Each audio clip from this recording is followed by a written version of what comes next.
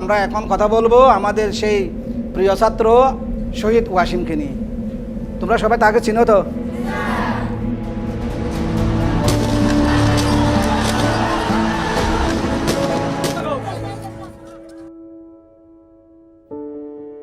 আমি হলো ভালো একটা শিক্ষক হব।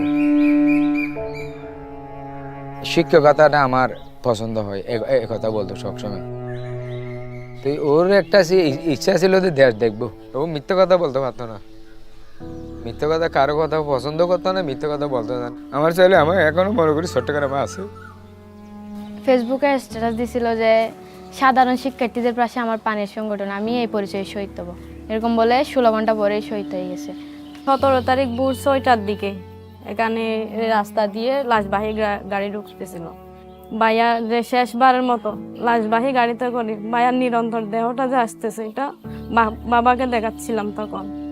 তো বাবা কিছুক্ষণ পরে অজ্ঞান হয়ে গেছে ওখানে।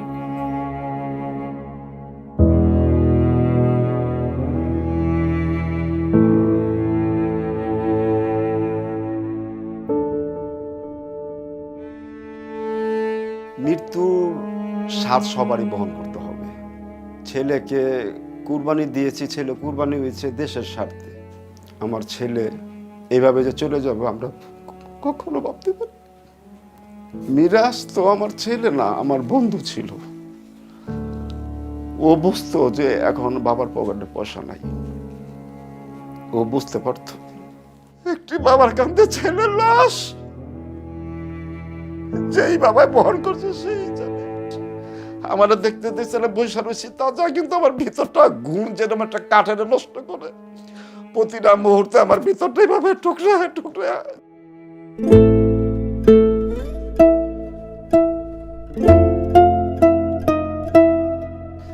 যেখানে দেখতে পাচ্ছেন সাদা তীরটা, এইটাই আমার মিরাজ। আর যদি কোনো বাবার সন্তান না হারিতে হয়,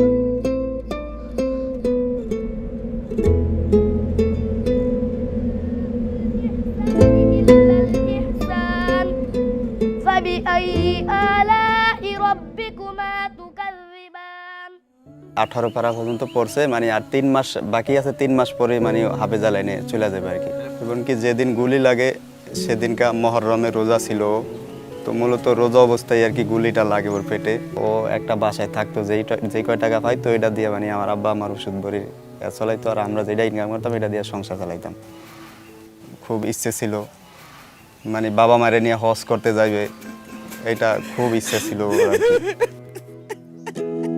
কতটা তুমি হারালে বন্ধু, কেঁদেছে অন্তর।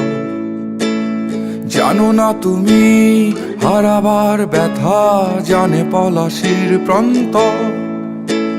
হারিয়ে গেছে যেখানে মায়ের সোনার নলুকখানি, গোলা ভরা ক্ষেতের ফসল সাজানো ফুলদানি।